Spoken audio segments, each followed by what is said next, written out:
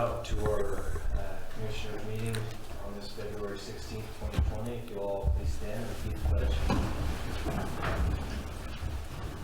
I pledge allegiance to the flag of the United States of America and to the republic for which it stands, one nation, under God, indivisible, with liberty and justice for all.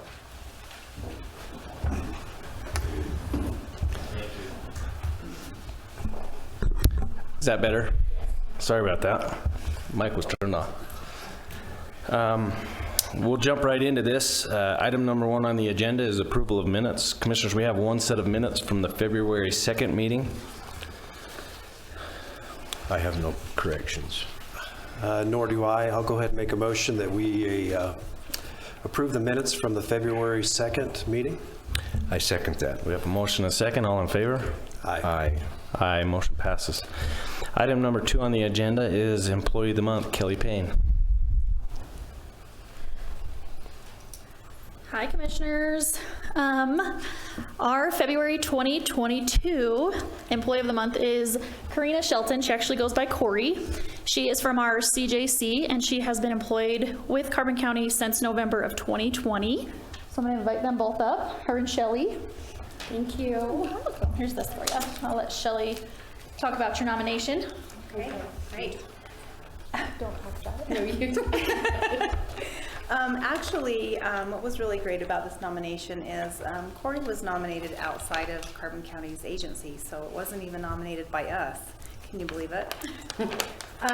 She was actually nominated by the detectives out of the Emory County Sheriff's Office, and they typed me up a letter, and I'd like to read it. It says, Detective Roper and I love her. She's always so great to work with and so pleasant to be around. She takes care of us like we are family. My favorite part is how she is so great with the families of the victims. She will spend all kinds of time with them while their child is being interviewed. I think they appreciate it, and I certainly do. She never is offended when I forget to call her to set up interviews at the last minute, and there is always a cold drink in the fridge. It is, and that's just regular drinks. It is so nice to have someone like her to depend on. I just wanted you to know what a great person you have working for you. So they sent me this letter after the text message that says, could you please give her a raise, because she is she's amazing to work with. So I sent this to the county maybe a couple months ago or whatever, and so that's how we got her nominated, and she's just been amazing. So congratulations. Thank you. Yep. Congratulations and thank you.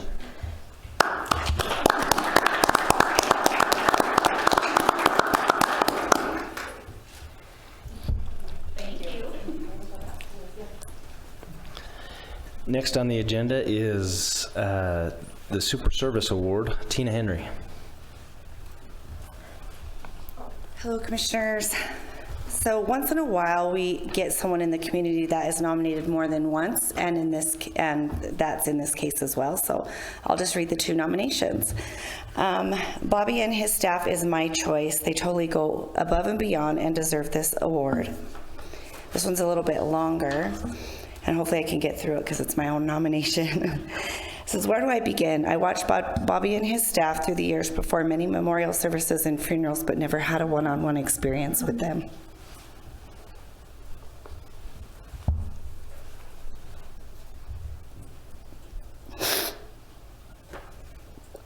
I read this 10 times before I came in here and didn't cry once. My father passed away on December 12th in Salt Lake City. I immediately knew that I wanted Bobby and Mitchell's funeral home to oversee everything.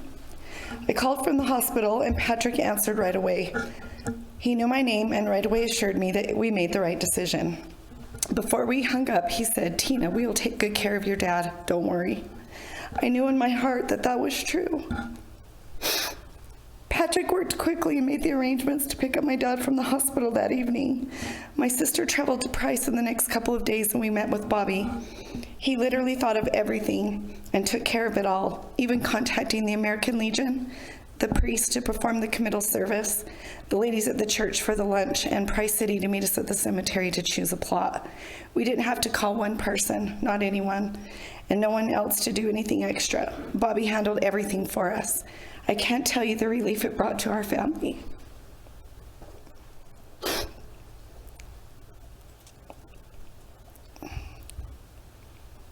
I don't think I can finish, so I'm happy to present this award to Bobby Etzel and his staff at Mitchell's Funeral Home.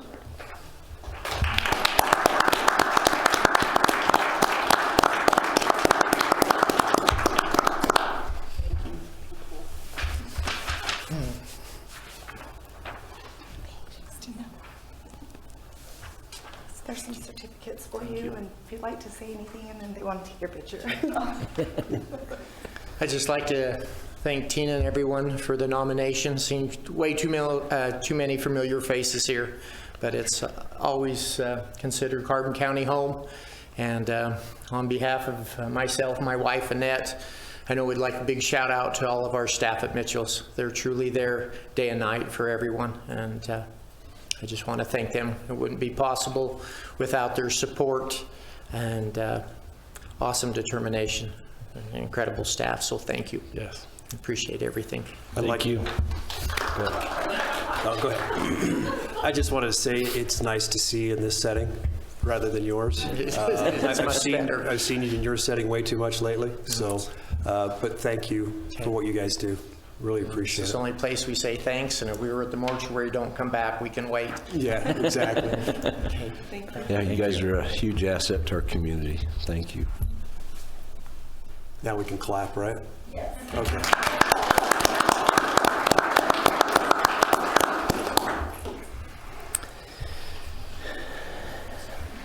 Item number 4 on the agenda is open sealed bids for the weed department.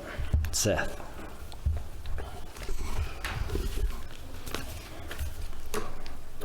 I think we only have one bid for this item.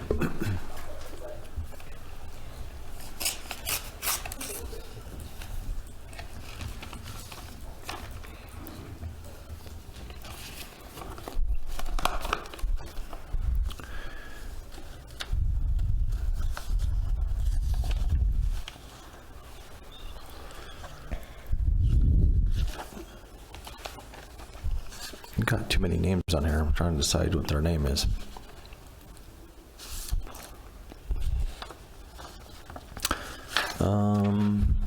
This one's probably best just to go to the weed department. We've got about 30 different prices here, so.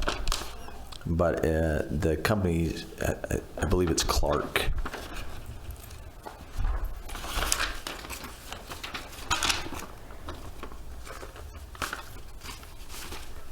I might mention that you just have the one, or you have multiple ones? No, that's the only one that we have for that item. Maybe just an explanation. The weed department puts out bids for quite a few different chemicals they use for spraying mosquitoes and weeds, and so that would be a spreadsheet of the different chemicals and the pricing. So I'd make a motion that we acknowledge the bid from Clark and put that in the hands of Chris Rowley and myself to review and award the bid. I'll second that motion. We have a motion and a second. Any further discussion? All in favor? Aye. Motion passes. Item number 5, open sealed bids for scrap metal removal at the Carbon County landfill, Carbon County Road Shop. This one also has one bid.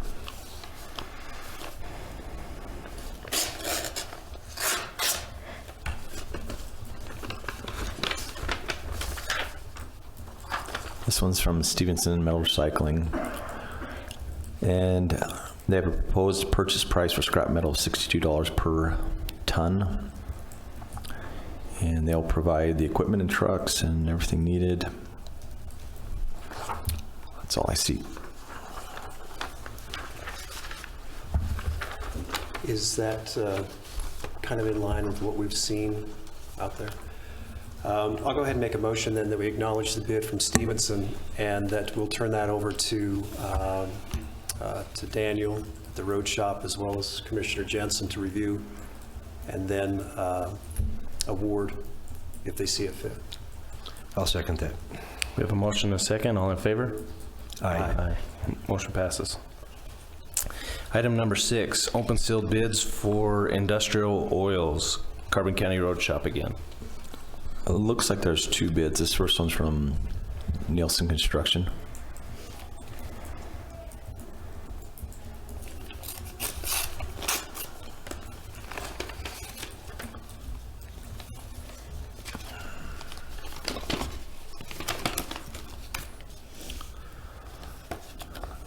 This one, first one says CSS-1H tack oil, 1 ton is $725. And that's all I see.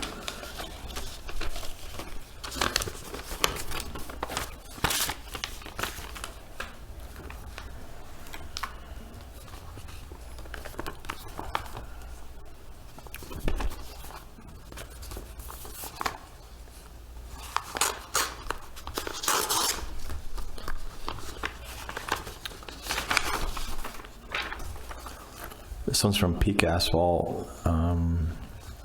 There's a number of different items here. There's an LMCRS-2, 250 tons for $565 a ton, and then $40 per ton for freight.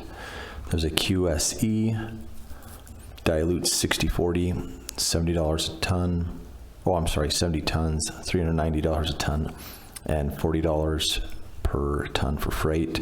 Then there's the CSS-1H, dilution 2:1, 40 tons for $340 a ton, and no cost for freight, it says.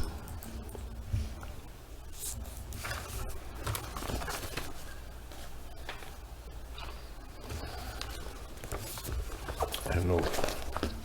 Sorry, there's actually a third one.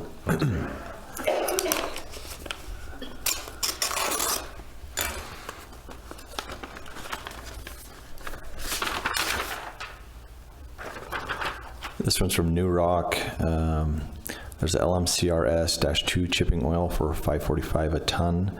The CSS-1H dilution 2:1 for $375 a ton. And then there's no bid on the QSC dilution 60/40.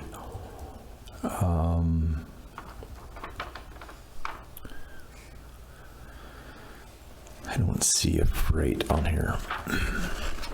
That's it. Oh, I'm sorry. Trucking, $48.25 per ton. Average load is 35 tons.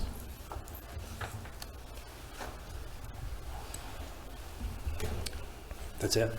Okay. I'll go ahead and make a motion, if there's no conversation, to acknowledge all 3 bids from Nelson, Peak, and New Rock. Let Daniel, Luke, and Commissioner Jensen review those and award as they see fit. I second that. We have a motion and a second. All in favor? Aye. Motion passes. Item number 7, open sealed bids for asphalt, Carbon County Road Shop. This one looks like it has 2 bids. The first one's from Nelson Construction.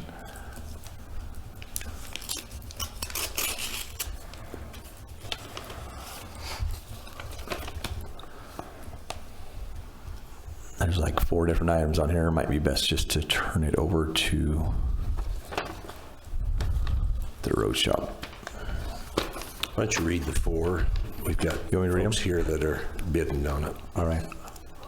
There's a 3/8 APWA PG 58-28 with 0% wrap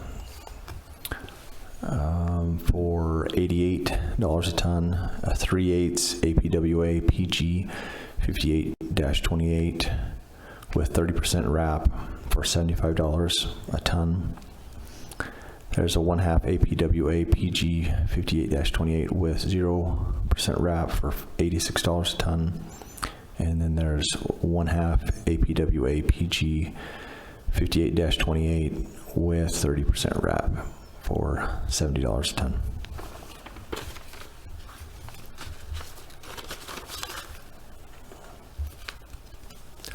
Second one's from Geneva Rock.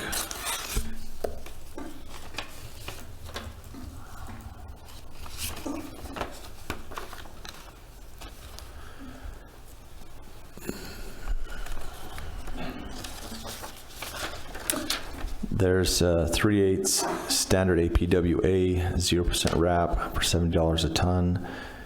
3/8 standard APWA, 15% wrap for $65 a ton.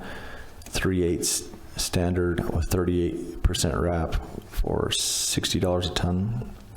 And there's 1/2 standard with 0% wrap for $66 a ton. 1/2 standard with 15% wrap for $58 a ton. And 1/2 standard with 30% wrap for $52 a ton. And then it has tack oil on here at $5 a gallon. Thank you.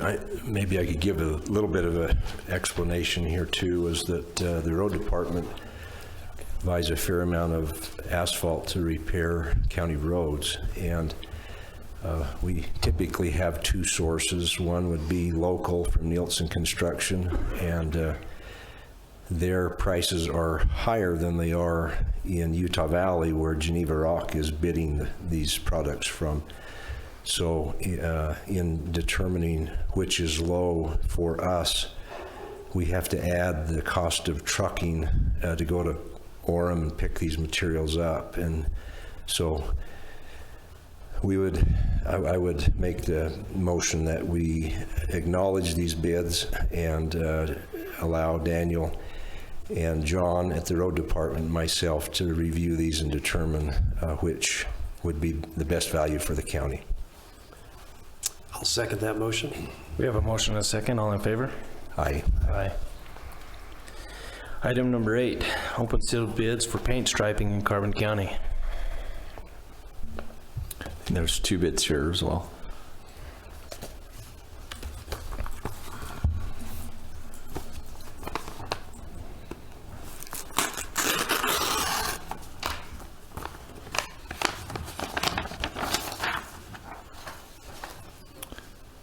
This one's from Premier Striping. First item is mobilization. Quantity 10, it says, with $0. Number 2 is pavement marking paint. Quantity is 1 million. I assume that means lane feet. Linear feet. And it's 7.9 cents per lane foot for $79,000.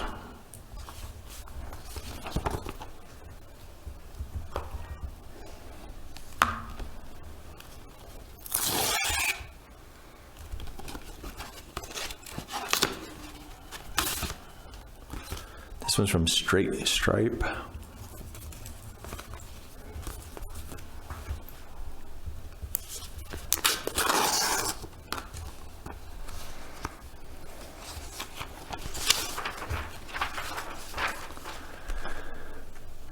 And their bid is for 1 million linear foot at 14.5 cents per linear foot for a total of $145,000.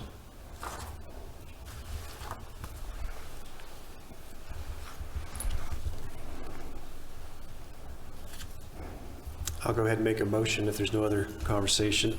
Make a motion that we acknowledge the bids from Premier and from Straight. We'll let Daniel, Luke, and Commissioner Jensen review those and make a selection on the best choice. I second that. We have a motion and a second. All in favor? Aye. Aye. Motion passes. Item number 9, open sealed bids for replacement of tires for the Carbon County Road Shop and landfill operations. I believe we just have one bid for this one.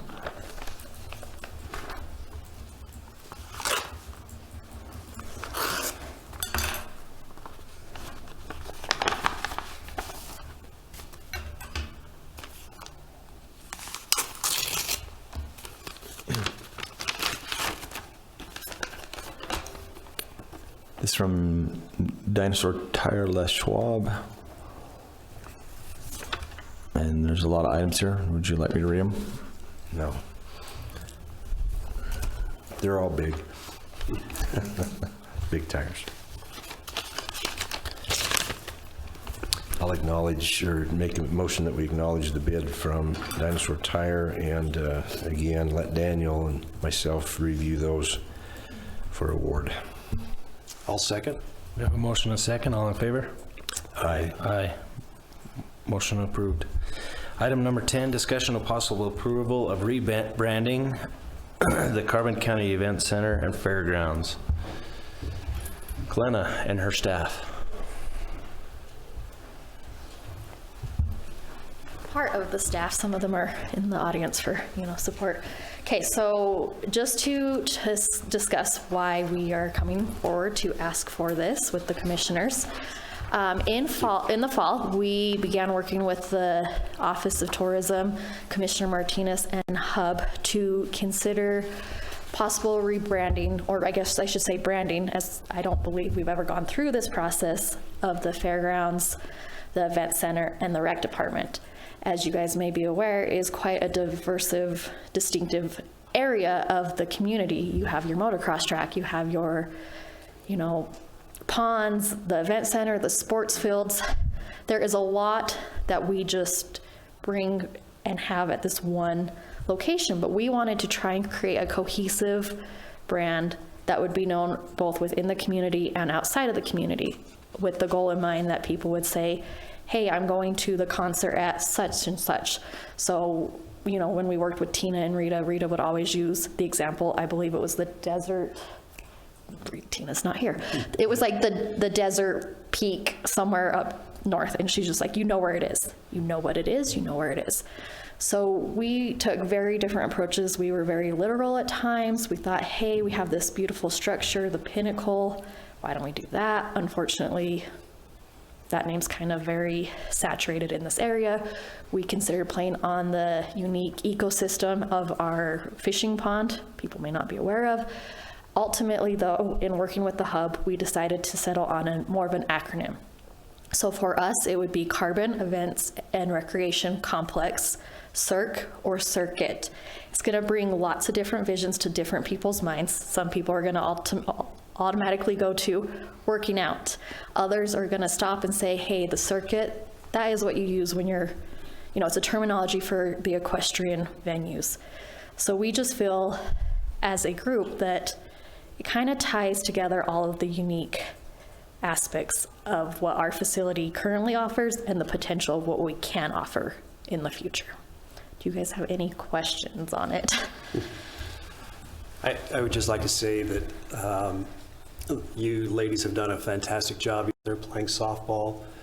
We have a group that got together, and we've got over $160,000 for the motocross. We've got the RC airport being developed. We have the soccer fields. These ladies put together a proposal for the high school rodeo for 2023, which we haven't heard back yet on. No.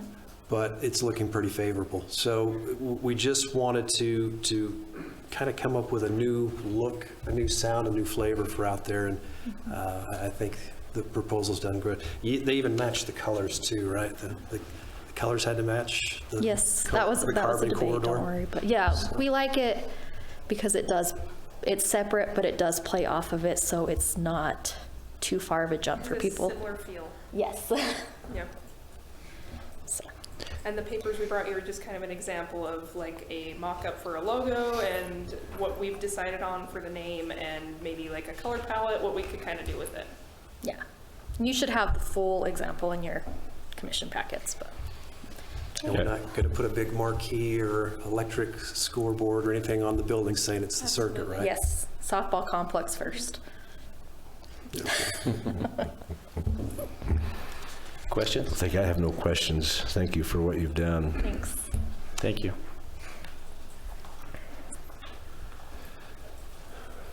I'll go ahead and make a motion then. Okay. I'll make a motion that we approve the rebranding of the Carbon County Event Center and Fairgrounds to the circuit. I second that. We have a motion and a second. Any further discussion? All in favor? Aye. Aye. Motion passes. Item number 11, consideration and possible adoption of ordinance number 555, a change to the zoning district map from mining and grazing to R-4-A 8,000 zone located on parcels 2-0353, 2-0431, and 2-0147 in Spring Glen for Blackhawk Ranch. Todd, I think, has some things prepared for this. Do we want to kind of read both of these in? How do we, or just take them one at a Why time? don't we take them one at a time? Okay. Two different areas. Do we need to pull the screen down? Yeah, let me get logged back on.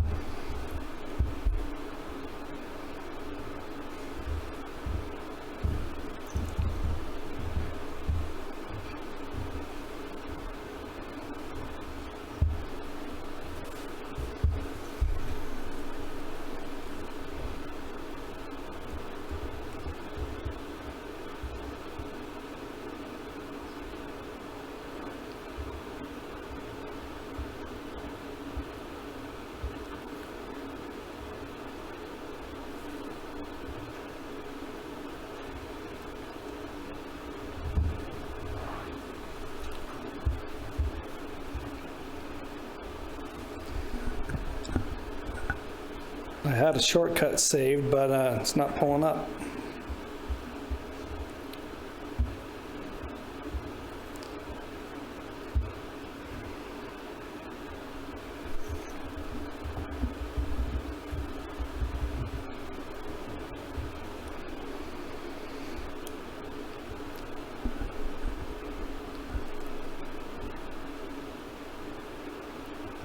You know any good stories?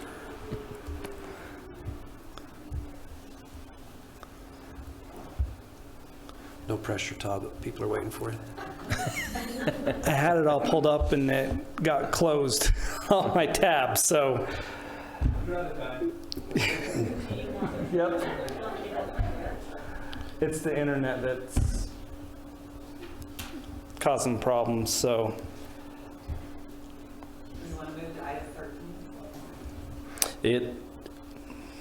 I guess we could do that one while you're pulling that up. Yeah. We'll jump to item 13. Review and possible approval of an amendment to the JAViation agreement for engineering on the Carbon County Airport. Jade just left the room. I'll give a brief explanation of what's going on here.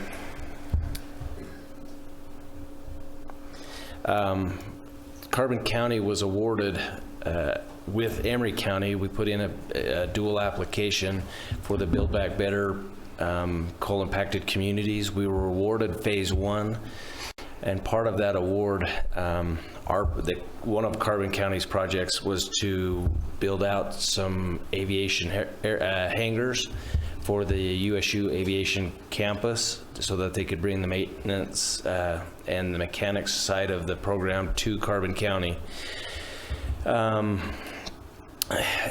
In order to put in for phase 2, or for the money to actually build the facility, we had to do a preliminary engineering report and an environmental analysis of where the hangar would go out at the airport. Part of the problem was we have a county engineer on record for the airport But whoever does that cannot do the final engineering. We did end up receiving approval from the EDA to go ahead and use the county engineer of record at the airport to do both the preliminary engineering report as well as the environmental work that needed to be done, as well as do the final engineering. But in order to do that, we needed to change some of the language in our agreement with Javation. Do you have anything else to add to that, Jade? Seth, sorry. Robbie Jensen called me about No problem. an issue. So what was the... We're on item number 13, the Javation update agreement. Part of what we're waiting on, and we didn't get it before the meeting, was there was some language, some specific language that they needed in the agreement, and we're still waiting on that. And I don't know when we have to have our application in by March 8th. 15th at the latest, but we're shooting for March 8th. So we're not bumping up on the deadline. Yeah, and just to kind of give a brief summary. For the record, Jade Powell with the Southeastern Utah Association of Local Governments. We're assisting Carbon County on applying for an Economic Development Administration grant. We applied for the Build Back Better Regional Challenge. Nationally, there was over 530 applicants submitted. They selected 60, and our application was one of those 60 across the nation. So we're competing against like New York, Detroit, Michigan, City of Los Angeles, San Francisco. So it's kind of a big project we're working on. There's about 7 different projects throughout the Carbon and Emery County region that are part of this one coalition, and the Carbon County Airport is one of them. And so being that we received phase 1 award and invited to submit for phase 2, phase 1 came with a little bit of money, about $500,000, and it's to do things like preliminary engineering reports, environmental reviews, things of that nature. And so that's the language that Commissioner Hopes is speaking of, it to then be pulled, and I believe it's to be added to the current contract that Carbon County already has with Javation, because Javation is the current airport engineer. And so just adding this to their scope of work to do a preliminary engineering report for the EDA phase 2 application. So just a little bit of information on that contract that we have with Javation. Every 5 years, we have to go out for bid and receive bids from anybody that wants to be the airport engineer of record. And Javation is the current one. So it has to be a public bid process. And so this would just add to the scope of work for an engineer that's already working for us. Right. If I might add to, while Todd's taken up some time, this is an amazing opportunity for our community, and I know that the AOG is very excited to be working with Carbon and Emery counties on these projects and partnering with USU to bring down the aviation mechanics program. And this project just excites not only me, but our agency as a whole, and hopefully the community all around. So thanks for the support and going down this rough and really fast route to get this money. Okay. And if I could, just real quick too, the areas that the USU has been in, the aviation programs up in Logan has been tremendous. They've had a big build out. You've toured the facility. UVU has done the same thing and brought in mechanics program, which in turn brings private capital. Provo Airport has just expanded like crazy. Montrose, Grand Junction, the other airports that have them, the repair facilities have really expanded. So we're kind of excited that we have one of the nicest airports in the nation for our size, and to see that we have the space to expand, to see that there's this money available to help bring in the mechanics program is just really, really encouraging. Yep. I have no questions. Okay, it looks like we have one more commission meeting before we'd have to turn in the application, and we can work on getting the language before then. or we could, I don't know if we have other options of approving it now, subject to the language, or what would you recommend, Lynn? I'd recommend waiting until we have the actual language. Perfect. Okay, motion to table then? I'll make a motion to table the Second. review and possible amendment of the Aviation Agreement for engineering on the Carbon County Airport to our March 2nd meeting. Yeah. I'll second that motion. We have a motion and a second. All in favor? Aye. All right, Todd, back to you. Item number 11. Do I need to read it in again? No. Okay, good. So with this item, Blackhawk Ranches, they've requested a zone change, and the request for this particular item was for the residential. Todd, Oh, yes. let me interrupt you. Yep. Why don't you back up and give us a quick overview of the area, the scope of the whole request that's broken into two different parts, Okay. for those that aren't familiar with it. So some individuals bought the Blackhawk coal property, all 14,000 acres. So there are some areas that they've identified as potential development in Spring Glen area, just south of Helper, then just a little bit south and west of Eagle Cliff, and then right around the town of Kenilworth. So those areas have been identified as potential areas for them to develop. So they've submitted a request to change the zone in those areas from mining and grazing. The request was for residential R for 8,000, which is residential 4 units per 8,000 square feet for the area around Spring Glen and south of Helper. The other request was for R1 8,000, which is 1 unit per 8,000 square feet for around Eagle Cliff and around Kenilworth. At the Planning Commission, when we held the public hearing, we took public comments. Nobody was thrilled with the quarter-acre proposal, the 8,000 square foot lots. So we've asked, it was one of the areas around Spring Glen and Helper, they were tabled, and Blackhawk came back with an updated proposal and information. And during all of this, Blackhawk has done the preliminary engineering for all the water for the sewer to see if there's a capacity and what they would have to do in order to supply potential development. So Jones and DeMille did the water and sewer feasibility study, and for the lots that they're proposing, they would be able to supply enough water and have the capacity in the sewer for all the potential lots that they may develop. So they also did a study for on the Helper side. They'd have to connect to Helper water and sewer, and they did a study for that, and they have the capacity in that system for the water and sewer on the Helper side. So on this first area,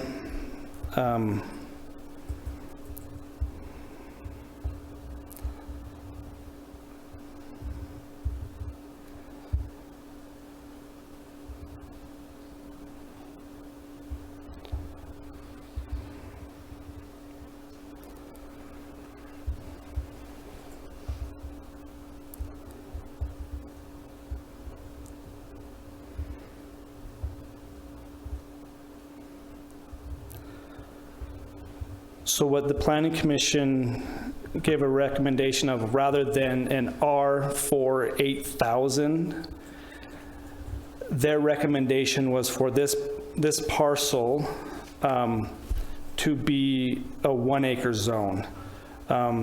This is one of the earlier revisions the Blackhawk gave us. They revised this. Our GIS didn't have time to update all of it, but this would be a 1 acre, same number of lots, but but this would be, the recommendation from the Planning Commission would be a 1 acre zone for this particular parcel, 02-0353, 1 acre zone for this particular parcel. The parcel that is on the other side of the hill and just south of Helper City, the Planning Commission recommended that the interior of this particular parcel be zoned R for 8,000. Blackhawk has worked and had conversations with Helper City. They would like to be able to have, you know, some duplexes or multi-unit family, and that would allow to have, you know, a duplex or a fourplex on some of those parcels to allow some more housing there. And then on the perimeter of this parcel, have the rest of it be a half acre or a 20,000 square foot zone, which is roughly a half acre. And that would allow them to utilize the rest of their of the property, allow for a little bit larger parcels. Most of these parcels are a lot larger than a half acre. Some of them would be the half acre, but that gives them some flexibility to mix and match some of the development in there to provide for some more housing, and then also single family houses on this particular zone. When we advertised for the zone change, this parcel over here that's 02-0147 was included in the public hearing. Working with Blackhawk and the Planning Commission, this one is very difficult to access with the railroad tracks around it. So this one, the Planning Commission gave a negative recommendation to have a zone change on for this particular parcel.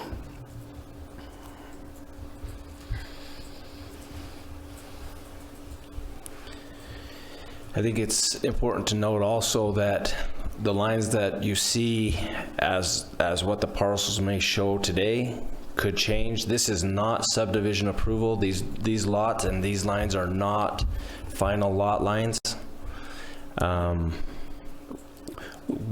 If something is approved today, it would be that in those areas, they would be allowed to do whatever is recommended as the zone. And we asked Blackhawk to give us a general layout so we could have an understanding of what they wanted to do. And so they honored our request and said, hey, here's an idea of how it may lay out. And we understand that that may change. They identified areas that were buildable areas that were flat enough to build homes. And so they identified those, said, this is why we want to do what we have. There are some very difficult areas with washes and slopes that they have to deal with. And some of those lots only have a small footprint to potentially put a home.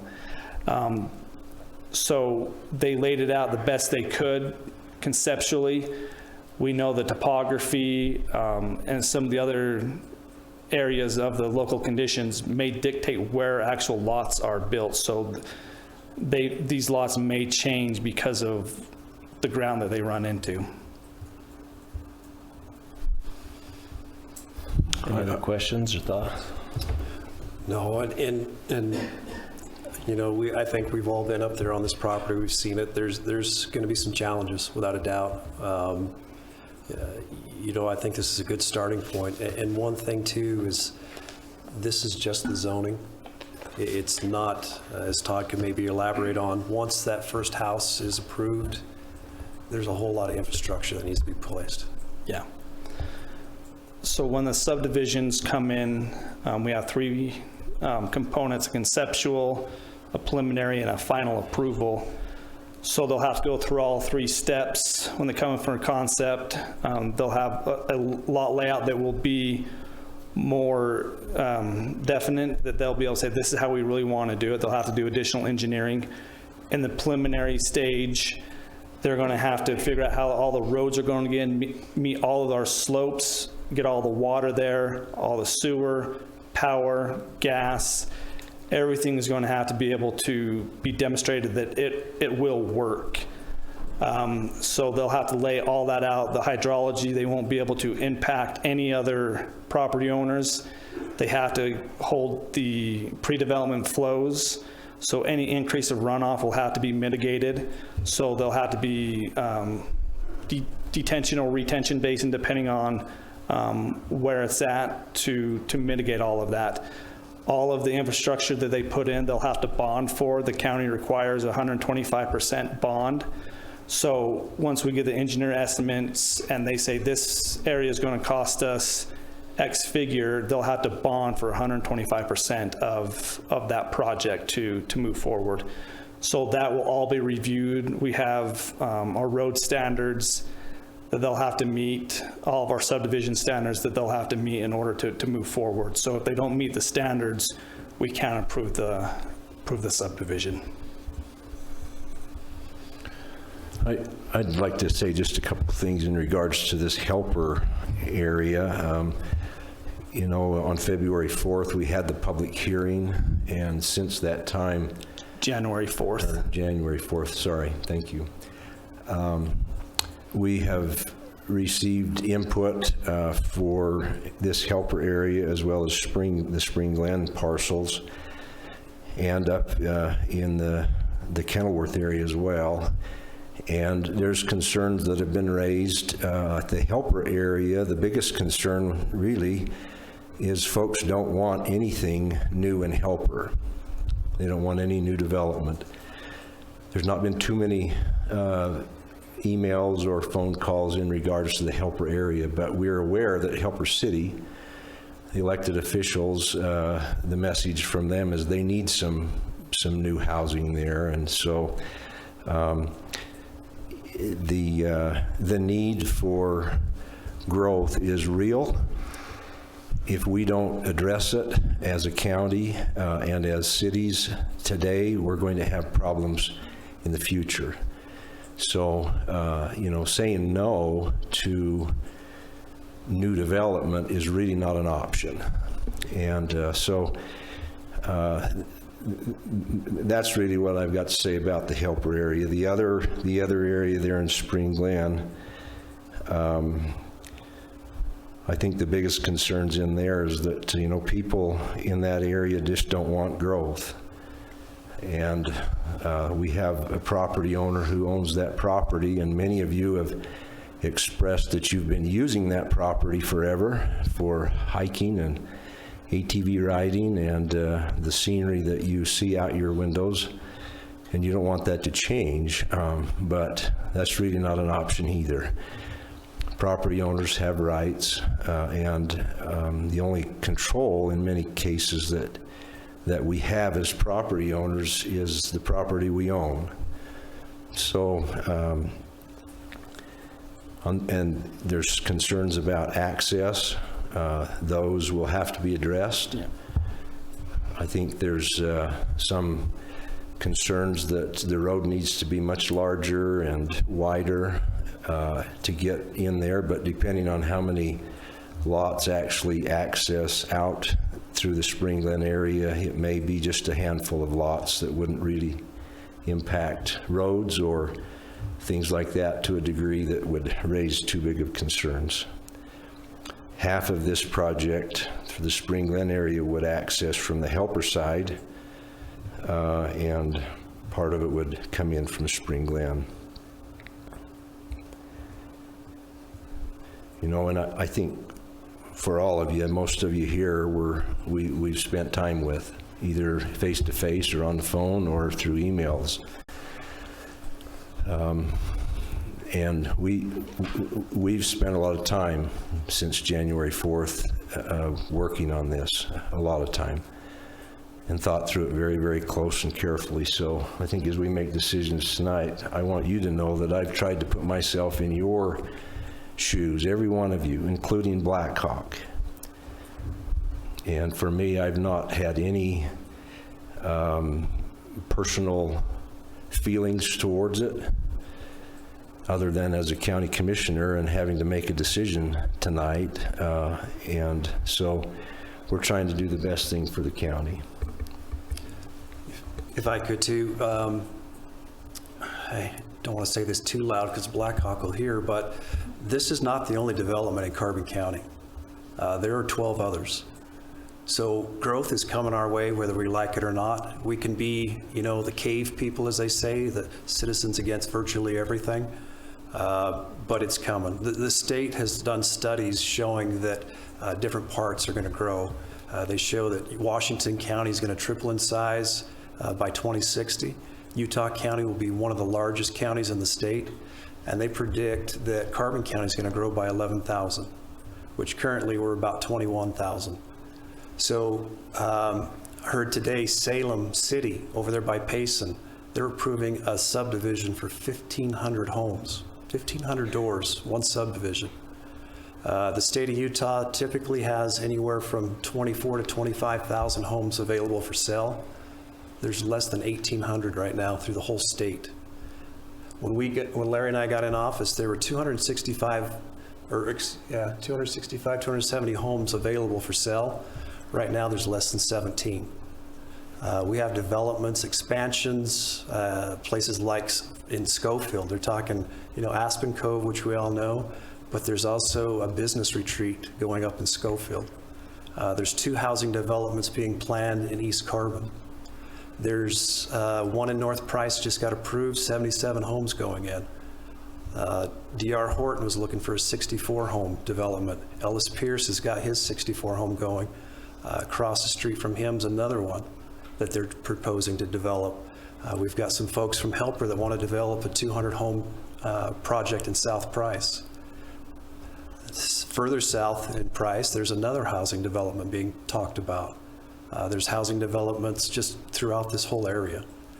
Helper, as we see, it's interesting that some of the emails that we got talked about the concern about others coming into this community, that we didn't want to see others moving into this area because they'll ruin what we have. But you look at Helper, and who has changed Helper? Is it the residents? Sure, they did some, without a doubt. But who has really made an impact on Helper?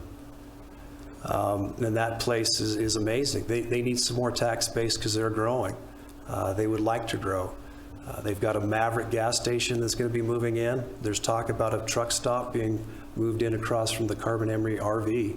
So whether we like it or not, there's a lot of growth that's being looked at in Carbon County. Our job with the planning and zoning is to make this sure that this development happens in the right way, because decisions that we make now are going to affect things to, 10, 20, 30 years down the road. We can say and stamp our feet all we want, we don't want to see development. I was even accused by somebody that I didn't know what it was like to have development around me. And so I went and looked, and when my wife and I built our house back in 1997, we had 83 homes built around us. And out of all of that, we got a retention pond in our backyard to capture all the flood water. So I kind of know what it's like. We can be against this growth, or we can embrace this growth and do it the right way and come together as a community. Is it going to affect us in certain ways that we're not accustomed to? The views, the wildlife? Sure. I got more deer in my front yard last year than I've ever had with all these houses being built. So, it is what it is. We as commission have to look at what everybody's rights and interests are. We have to balance this out. There was talk with certain groups that they're going to sue the county for approving this. Well, the landowners could sue us for not approving it. So that really has no merit. We have to just look at and do what we believe is right within the county code. And this has not been a pushover. This has been a long, drawn-out thing. As Commissioner Jensen said, we have spent a lot of time. See some familiar faces here that we had, some sit-down conversations. Some of you have seen us on your property, kind of looking around and speculating at how would this development affect these neighbors? Because again, we've lived it. We've all seen growth here. But you think of 11,000 or 50% more people in this area, we've got to do it correctly. I might mention that in the general concern that's been brought up quite a few times is the roads, access to the State Highway 6 in particular. Utah Department of Transportation will require Black Hawk to do a study that will estimate the impact on all of the intersections that you've identified as concerns. I know that presently I have a meeting lined up with a contractor who has been hired to do a highway study for UDOT in the area between Martin and the Carbonville Road turnoff.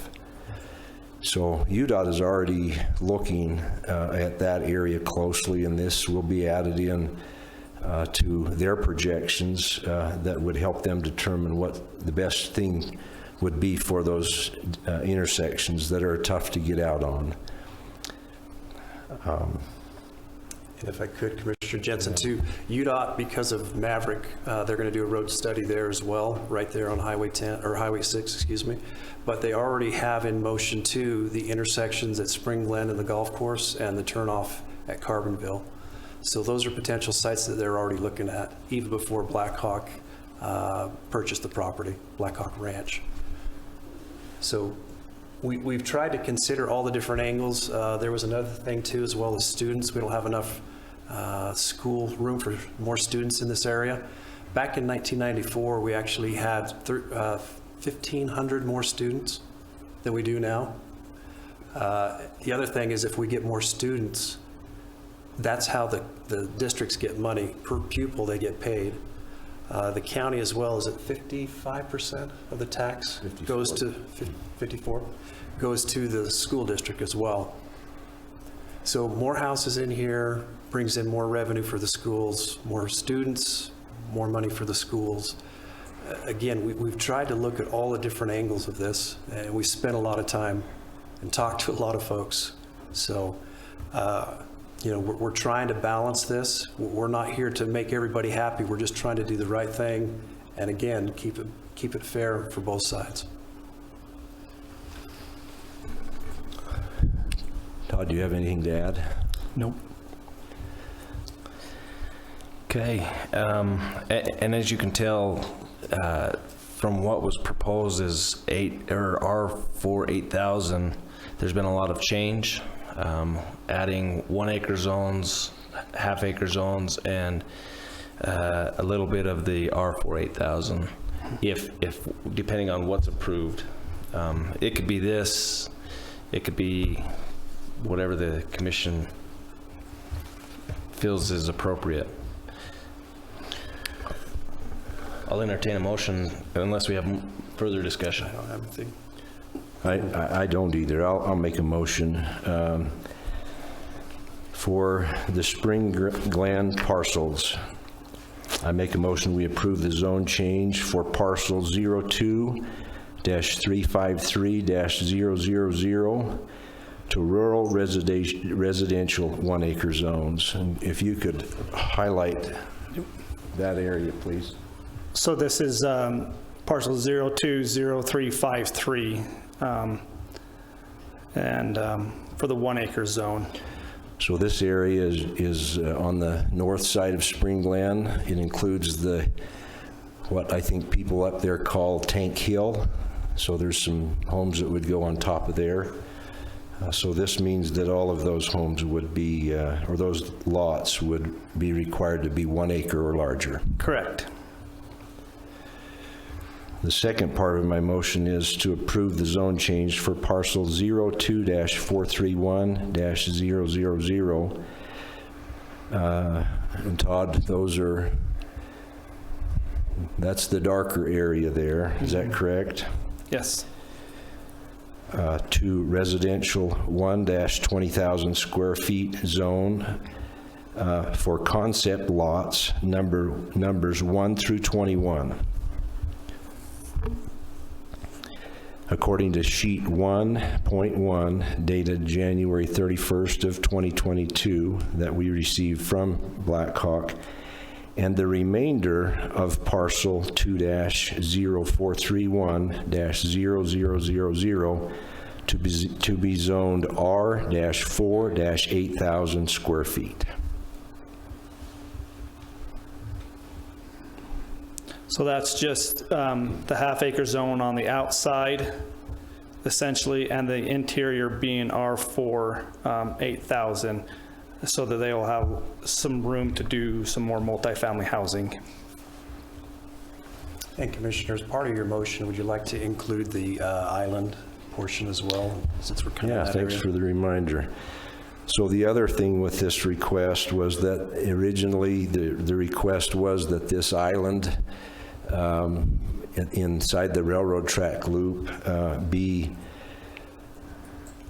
zone changed, and I move to deny the zone change for parcel 02-147-0000. I second the motion. We have a motion and a second. Any further discussion? All in favor? Aye. Motion is approved. Item number 12 on the agenda, consideration and possible adoption of ordinance number 556, a change to the Carbon County zoning district map from mining and grazing zone to the R-1-8,000 zone located on parcels 2-430 and 2-432 and 2-433 and 2-438, 2-439, and 2-499 in Kenilworth for Blackhawk Ranch. So this agenda item is for the areas around Eagle Cliff and around Kenilworth. The public hearing and what was advertised was the R-1-8,000 zone. The Planning Commission wasn't comfortable doing a blanket R-1-8,000 zone for that entire area. They felt that was inappropriate to do. So the Planning Commission gave a negative recommendation to do an R-1-8,000 square foot zone for all of those parcels that were listed. Blackhawk has given us more information when they went through the public hearing and provided an update of some possible lot layouts for that area. All of these around here would be at least an acre. These ones here on the northwest, kind of northwest side, those are all significantly larger than an acre. These ones along here also are larger than an acre. And then the south of the Highway 157,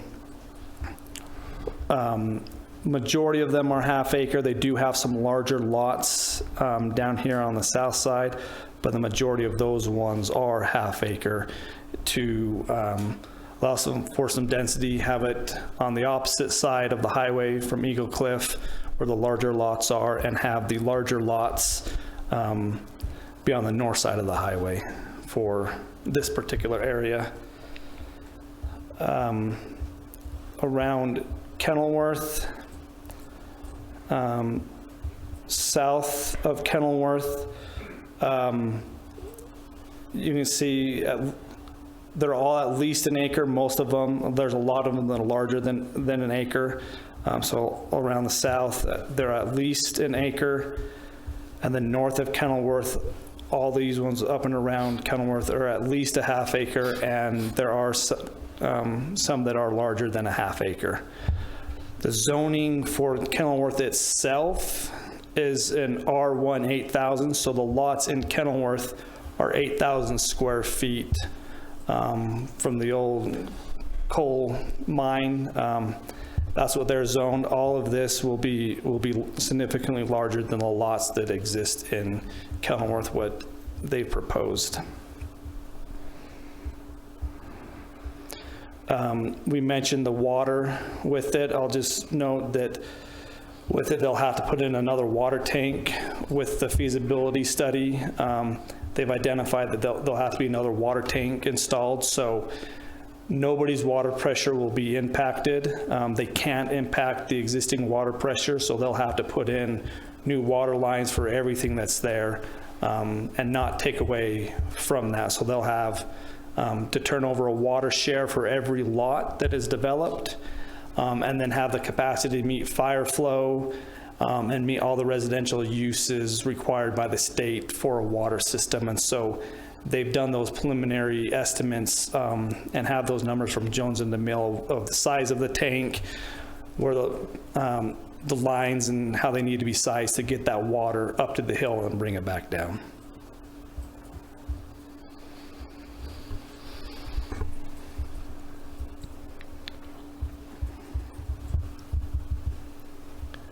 Any discussion on these parcels?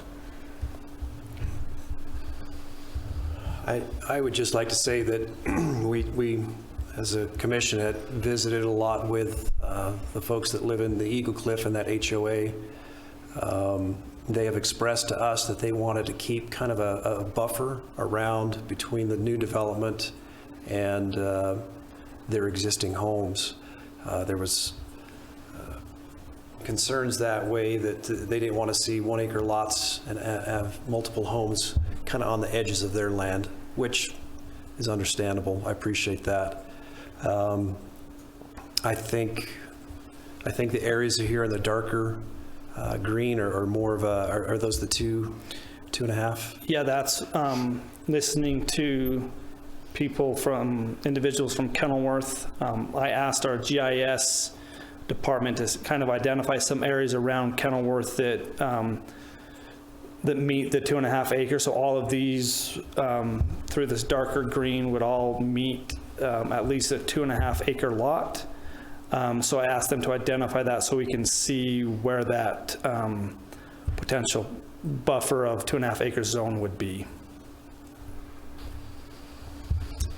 And, excuse me, and some of these houses too, from this, in just looking at the area, some of these are going to be pretty tough, if impossible, to develop.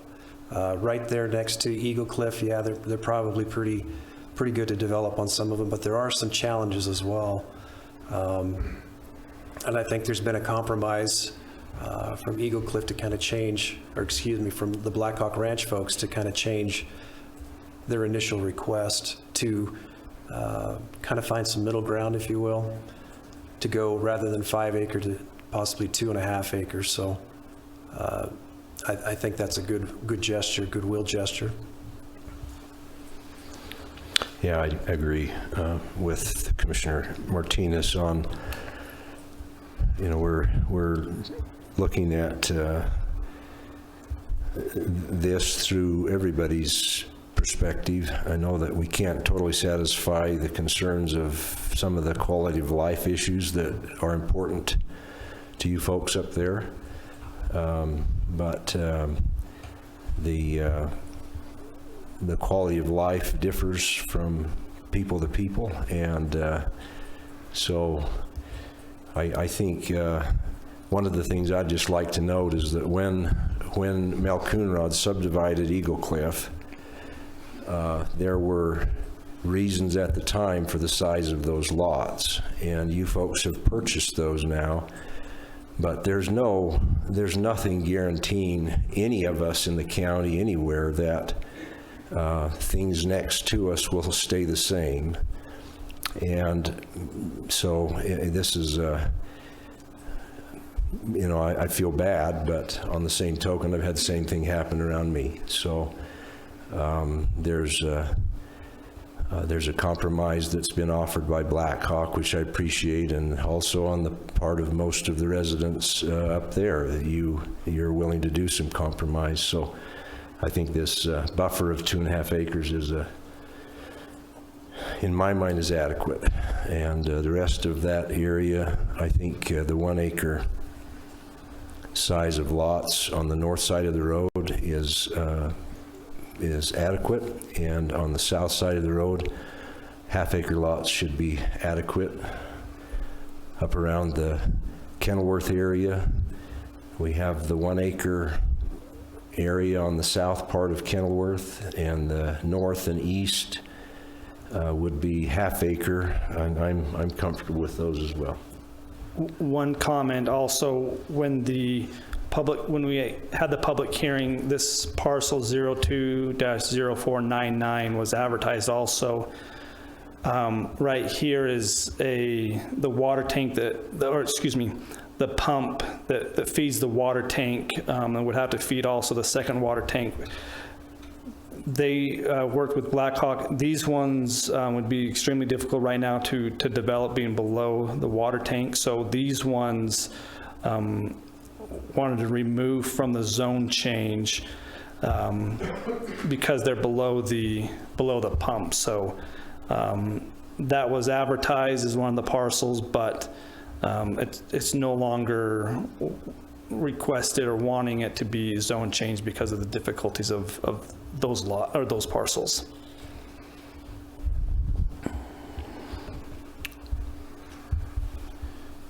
I have no further questions or comments. Nor do I. Okay, I just want to say I appreciate the public involvement.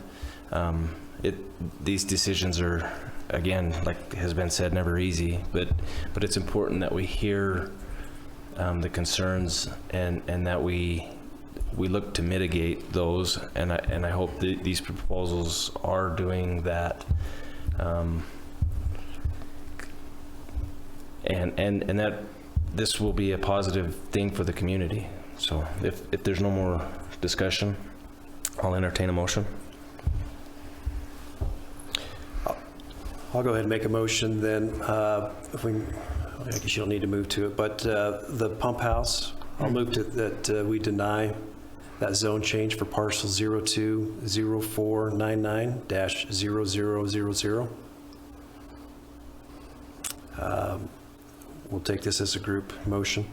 For the Eagle Cliff north of Highway 157, I move to approve the zone change for parcel 02-0432-000 to rural residential 2.5 acre zone for concept lots numbered 6, 7, 8, 9, 38, 65, 66, according to the sheet 1.4, dated on January 31st, 2022, and also parcel 02-0433-0000 on the north side of Highway 157. Also, I move to approve the zone change for parcel 02-0432-0000 to rural resident 1 acre zone to the remainder of the parcel, excluding the north half of the north half and the south half of the northeast corner of section 20. Township 13 south, range 10 east, according to sheet 1.4, dated January 31st, 2022. I also moved to approve the zone change for parcel 02-0439-0000 to rural residential acre zone for concept lots numbered 21 and 27, according to the sheet 1.4, dated January 31st, 2022. For the South Highway 157, I move to approve the zone change for the southwest quarter of the southwest quarter of Section 21, Township 13 South, Range 10 east of parcel 02-0433-000, south of Highway 157. Also the northeast quarter of the northeast quarter of Section 29, Township 13 South, Range 10 east of parcel 02-0439-0000 and parcel 02-0438-000 as shown on concept map 1.4 dated January 31st, 2022. South of Kenilworth, I I move to approve the zone change of parcel 020433-0000 to rural residential 1 acre zone for concept lots numbered 1 through 48, according to the sheet 1.3 dated January 31st, 2022. And then finally, north of Kenilworth, I move to approve the zone change of parcels 02-034, excuse me, 02-0430-000 to residential 1-20,000 square feet zones for concept lots 1 through 31, according to the sheet 1.2 dated January 3rd, 2022. January 31st. Oh, 31st. They're all, yeah, January So amended. 31st. I have one question. So the south of Highway 157, we've not mentioned the zone in there. That needs to be, R1 20,000. yeah, so that needs to be added to that part of the motion. So on south, South of Highway 157. so I'll amend my motion for south of Highway 157, that those lots are zoned for R1 20,000. R1-20,000. We have a motion. I second that. We have a motion and a second. Any further discussion? All in favor? Aye. Aye. Aye. Motion is passed. That concludes our agenda for today. I'll make a motion, we close. We are adjourned. Thank you. Thanks, Todd. Thank you.